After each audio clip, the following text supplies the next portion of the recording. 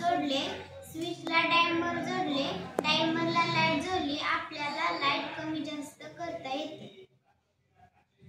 स्विचला timer जोडला, टाइमरला buzzer जोडला, टाइमरमुळे आपल्याला आवाज कमी जास्त करता येतो।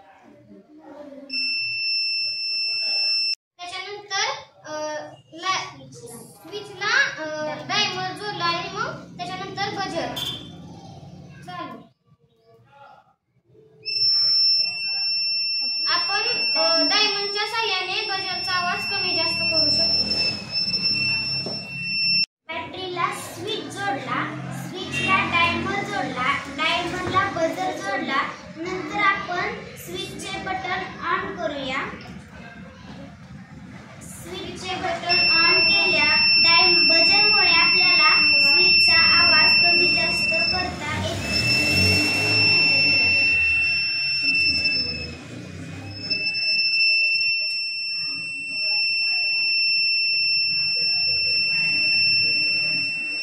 स्विच जोडला, स्विचला मोटर जोडली, आपण बॅटरीचे बटन ऑन करूया। आपण स्विच ऑन केला, आपण मोटरच्या पंख्याचे बटनद्वारा डायरेक्शन बदलता येते।